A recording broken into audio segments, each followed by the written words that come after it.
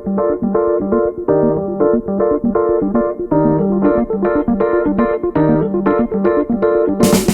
Betty Salonik, CEO and founder of Accelerate Investors. Welcome to our podcast, Chief Investment Officer Conversations, which brings to you what is on top of mind for the world's leading CIOs. In our conversations, we will explore their background, their current investment strategies, and their global outlook. Welcome to part one of my interview with Charmel Maynard, Chief Investment Officer and Treasurer of the University of Miami. In this episode, he shares with us how he became treasurer at the age of 32. He imparts his advice on how to become a chief investment officer, and Charmel discusses the endowment's increased interest in alternative investment strategies. I hope you enjoy. Hi, Charmel. How are you today? I'm excellent, Betty. Happy Friday. It's another sunny day in South Florida, so doing all right. Well, thank you so much for taking the time to sit down virtually with me for today's conversation. Why don't we begin with you sharing with us who you are and what you do? Sure. My name is Charmel Maynard. I'm the Chief Investment Officer of the University of Miami, as well as the Treasurer of the University of Miami. In my current role, I wear two hats. There's the traditional higher education treasury hat. So I do things like manage our $2.5 billion capital structure, our liquidity, issue debt issuances, things like that. And then in my second hat, I also manage the university's investable assets. So that's three main pools. It's our endowment. It's our defined benefit pension plan that is closed to new participants. And it's our short-term working capital pool of capital. Before diving further, let's step back for a bit. We'd love to hear more about your background. Where are you from, your career history, and how did you end up at University of Miami? What drew you there? Happy to go into that, Betty. So I was born in Trinidad in the Caribbean. So it is by no coincidence that I'm in Miami now. I'm warm-blooded by nature. I grew up between Trinidad and Georgia. So my dad was in Georgia, and my mom's side of the family was in Trinidad, which I was very privileged to be able to go back and forth between those two places. When I was about 15 years old, I went to boarding school in Massachusetts, primarily because I thought I was going to be a basketball player. I realized really quickly going into college that I was not good enough to be a basketball player, and I think that's where I started doing some other extracurricular activities. I was very fortunate in college to intern at Ariel Capital Management that is now run by John Rogers and Melody Hobson, absolute legends in the game. And at Ariel is where I found out about investment banking. I went around asking a lot of PMs and other investors, hey, what do you think I should do? I went to Amherst College, which is a liberal arts school. I was a political science major. So nothing to do with finance or accounting. And they said, well, I would recommend investment banking. That should get you a really, really sound foundation in corporate finance. So, I read two books. I read Monkey's Business and I read Liar's Poker. And, I got some advice saying, hey, if you think you can get through that, you should try investment banking. So I tried it. Very fortunate to get an internship when I was a junior in college at JP Morgan. And that's where I ended up spending about 10 years of my career doing leverage finance. So I focused on raising capital, primarily high yield bonds and loans for things like leverage buyouts, for M&A, for general corporate purposes. And it was at JP Morgan where I met one of my mentors who ended up moving to Miami first with the firm, with JP Morgan at first. And he met the then CFO playing basketball down here in Miami. One thing led to another, and he's now the treasurer of the University of Miami. So he calls me and says, "Hey, you should come and be my assistant treasurer." At the time, Betty, I was a third-year VP. I was in New York, banking, JP Morgan. I thought I was the coolest person in the world. Shows how much I knew back then. And he calls me 2 to 3 months after he gets the job, and me telling him, "No way, I don't want to work at a university and move to Miami," and says, "Are you sure you don't want this job? Because I'm about to hire somebody else. I really think you should think long and hard about this job. By the way, this is what we're doing. We're restructuring the capital structure. I just issued a bond for the university. I just raised a syndicated revolving credit facility. All the things that we've been doing for the past 10 years at JP Morgan.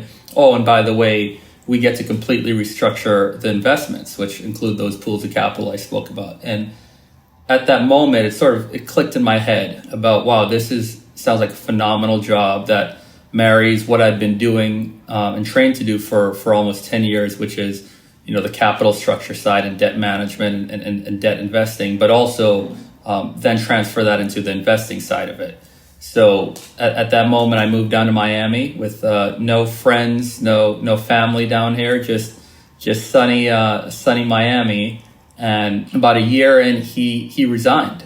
He had his first child. He wanted to spend time with his family. That's what working in banking for 20 plus years, I guess, would afford you. And a lot of the reasons I moved to Miami were to work with him again. Again, this was one of my mentors. This was a friend. And true to his nature, he had built me up. He'd done a great job of building me up to the board, to our COO, to our president, that at 32 and a person of color, black person at that they felt that I had what it took to be the treasurer at the University of Miami, where the typical profile of a university treasurer does not look like me and is not my age. So I was very, very lucky at that moment. Wow, that's a pretty awesome story. Well, one, I want to give a shout out to Ariel, who is a supporter of Accelerate Investors. So that's great that you had the opportunity to intern there.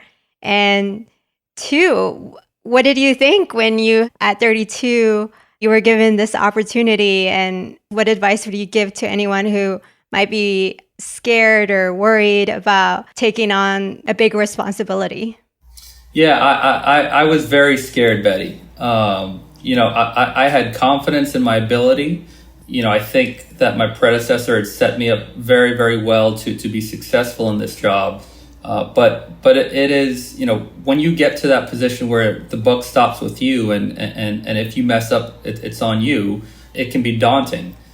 And quite frankly, I did what I do when I have any tough decision. I reach out to my mentors, right? I reach out to my mom. I reach out to prior coworkers. I reach out to people like John Rogers, people who I've collected, essentially, for lack of a better term, who I now consider my mentors, and ask them, what do you think I should do? What, if they were work for a company, what did you look for in your treasurer? If they're an investor, what do you think about being the CIO?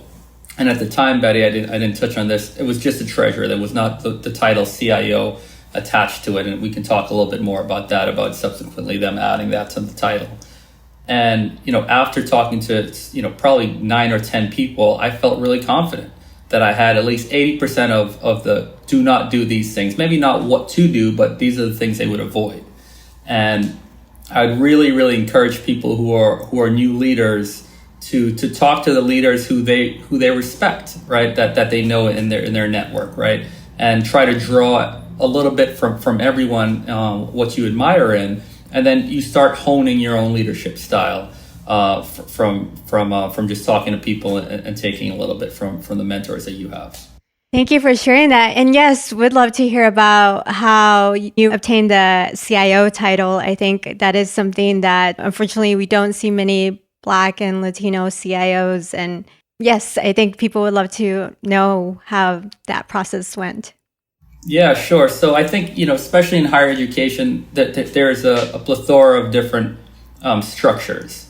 It just so happened that at the University of Miami, there never was a chief investment officer. So in the Treasury office, both the investing as well as the more traditional Treasury all rolled up to the same office.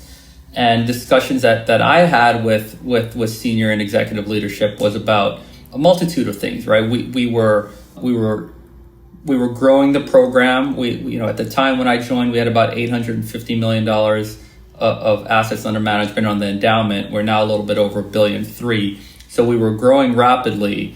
And, we talked a little bit about unfortunately, the importance about the title, right? It's, when you're talking to a GP, whether, it could be Sequoia or Vista or, some of these larger name brands, it matters that they know that they're talking to the CIO. Also, on the fundraising side, if somebody's giving a large gift to an endowment, unfortunately, that title matters, right? They want to sit down and they want to talk to the CIO. So it also has an advantage on the advancement side and fundraising side.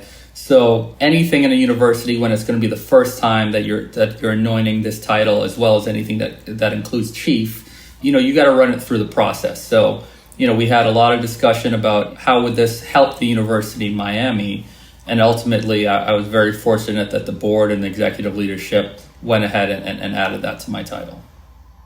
That's great. Glad to hear that. You recently participated in the Accelerator Investors CIO Roundtable, and one of the challenges that was discussed is the lack of diversity in investment management. For instance, we discussed that you're one out of a few Black CIOs on the asset owner side. What advice would you give to anyone, but in particular to a Latino or Black person who has aspirations to become a CIO? Sure, and you're right, Betty. It's unfortunate. I think the number has grown over the last year. Probably, I think when I was promoted, quote unquote, in March of last year, I think I was one of 3. I think now the number is closer to 6 or 7 in higher education specifically. That doesn't include foundations. So we have more than doubled, but the absolute number is still small when you think about the hundreds of endowments that are out there. In terms of advice, I think it's twofold. So for current students, so people who are still in university or colleges and they're still exploring, I strongly implore them to reach out to their own university's investments office to start exploring whether or not there's a student internship process, right? So there are a lot of larger plans. Yale is one, Notre Dame was one where they almost exclusively hired people who were alum, right? And they had programs, and we were lucky to start our first internship program last year that turned out to be extremely successful.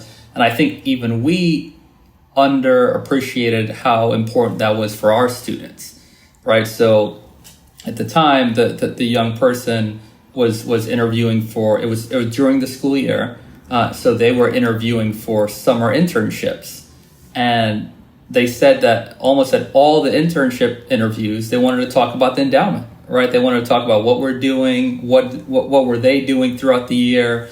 And it was then where beyond us being able to leverage the incredible talent pool that we have in our backyard, it allowed them to hopefully get a leg up and get a springboard into a career, even if it wasn't with our investments office. So I think a lot of programs and universities have internship programs. So I think that's a great way to at least get exposed to what we do in the investments office. And the second one is similar, as if you've already graduated, you're in finance, you're in a different industry.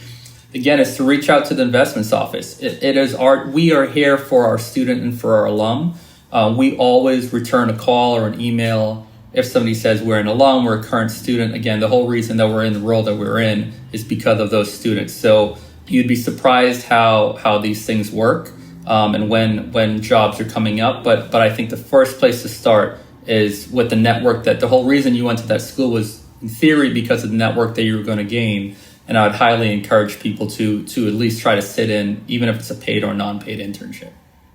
I actually worked at Rice University's endowment on the investment team, and I was not a Rice alum, and I was the odd person out. And when I went to Amherst, again, I was interning at financial institutions, asset management firms and investment banks. And it didn't cross my mind once to see, should I go talk to the $2 billion endowment that is, down the hallway. And so I think, knowledge is power. I think endowments and foundations are starting to get a little bit more into the news. So, hopefully with podcasts like this and by word of mouth that we can get more people, especially, Black and Latino folks into this industry, because it is a great industry. It's a great job to have. It's a fun job to have. And, at the end of the day, you're really giving back. It's a nonprofit job to help others like yourself that results in things like scholarships, with professorships, research. So it is also a fulfilling job. So, thank you for giving me this platform to at least let people know that those jobs are out there. Yes, thank you. And you make some really good points. That is one of the reasons why I started this podcast, is because I wanted to democratize access, and especially to younger people. When I was an undergraduate, I had no idea that my university had an endowment or what it did. So my hope is that younger people listen to this podcast, and hopefully all the students at University of Miami will listen to this and learn more about their endowment via your conversation. And Betty, what's so interesting about it, right? When you're in banking, it's so myopic where you think, okay, if I'm in banking, this is for me to then jump to a hedge fund, right? Or it's for me to jump to private equity. And the cool thing, and those are awesome jobs, have lots of friends in all those industries. But the cool thing is, the endowment world is almost like the buy side to the buy side, right? So those GPs are pitching us to invest in their funds. And some of these larger endowments are sometimes larger than the funds. So yes, the money may not be the same and some of the cachet, but in terms of the knowledge base that you get, in terms of the giving back and the fulfilling nature of it, I highly recommend it for young people who are interested in finance. Great, thank you. I'd like to now dive further into investing as University of Miami. Can you share with us, what does your day-to-day role look like as CIO and also treasurer of the university?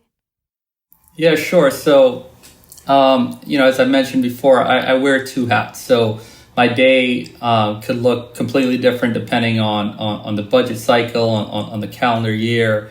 So in calendar years or budget years where we're issuing debt, a lot of the time, I'm going to wake up and I'm going to be spending time with market updates. Where's the Treasury? Where's MMD? Where are new issuances? Where do we think that the University of Miami can issue a new bond? I'd say that is probably a little bit more rare because we're not issuing debt every year. That's probably every 3 years. So a lot of the time, I'm probably spending 60-40 time on the investments versus the Treasury side. I wake up and I read, right? I read. The Financial Times is probably my favorite publication. I read the Wall Street Journal. I have Google alerts set for University of Miami to make sure nothing happened overnight that I should know about the institution.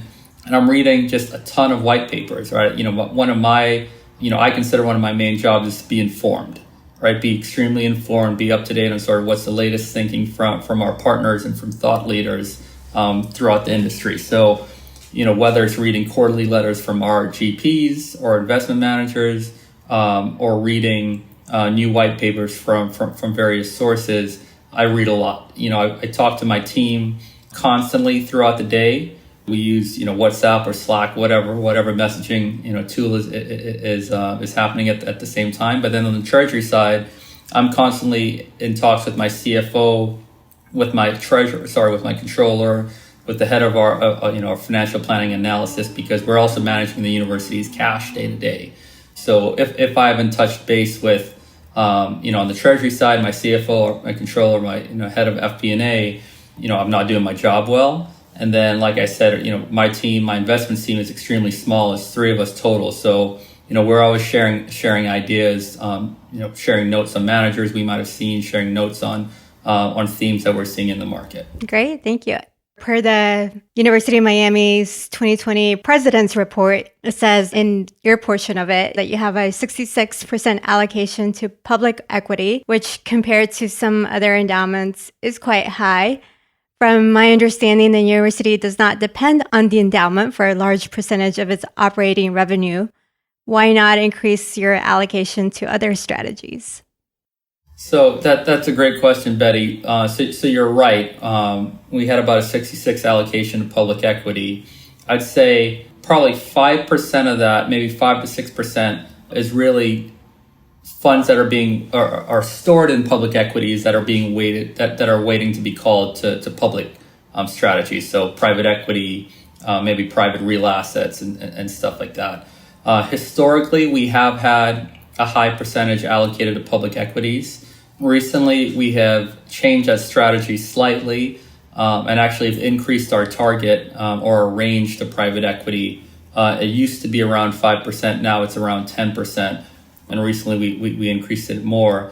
But because we were starting from such a low percentage, Betty, that we knew, or we think at least, that building out a privates program almost from scratch is going to take, maybe a decade, right? Because we want to build out that program extremely thoughtfully. We want to be diversified by vintage year, by manager, by strategy, by geography, by size, right? So, we want to get involved with companies across the entire life cycle, from pre-seed startup all the way to large cap and mega cap buyouts. So, we think that we'll be, highly invested in public equities for some time, but we hope to bring that down closer to 60%, maybe into the 50s on a longer term basis, call it 10, 20 years, as we continue to build out our program into a sustainable program.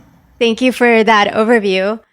On the other hand, your portfolio, which you alluded to, is underweight even in terms of your target range to private equity and real estate at 4% and 3% respectively. And you mentioned this a little bit about being thoughtful about increasing your exposure to these asset classes. Can you tell us more, and how are you approaching that? What types of opportunities look interesting to you right now? Yeah, sure. So, we are underweight versus our peers, and we recognize that. But as I mentioned, we also recognize that, jumping from, call it 5% to 15% in 1 year is wrought with a bunch of different risks. And yes, you could do things like secondaries to increase your exposure, but given where valuations are right now, we haven't found that very interesting, to be honest. So, we prefer to go direct with managers that we've diligenced in extreme detail, and pick a handful of managers that we truly believe in and have high conviction in, and go with them.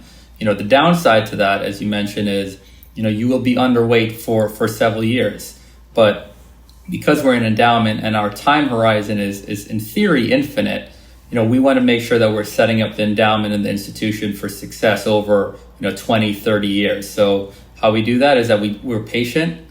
We try to find the best and highest caliber partners to go directly with, and in the meantime, it usually means that we're going to be invested in things like public equity. On the real estate side, at least how we think about it, or we have thought about it over the last several years, is on an enterprise-wide standpoint. So the University of Miami has several billions of dollars of real estate that we own and operate.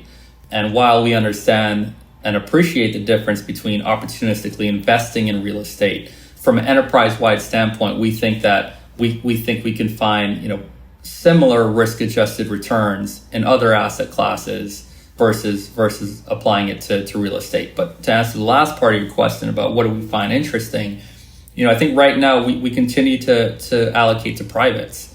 We really think that is a tool in endowments toolkits to help us outperform public markets. We still believe that there's a premium that can be generated over the public markets, and whether it's particularly in sort of not necessarily large cap, but more in the middle, small, growth equity into venture is where we're really spending a lot of our time.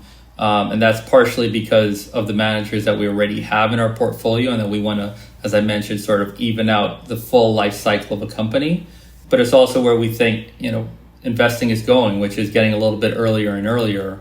And while valuations are going up, some of the people who are benefiting from that are the people who are focused on the lower middle markets as well as in the venture space. Thank you for listening to part 1 of my interview with Charmel Maynard. Stay tuned for part 2. I'm Betty Salonik, founder and CEO of Accelerate Investors, and you've been listening to CIO Conversations. You can follow Accelerate Investors on LinkedIn, Twitter, and Instagram. If you haven't yet, go to Apple Podcasts and subscribe, rate, and review this podcast. Thank you for listening.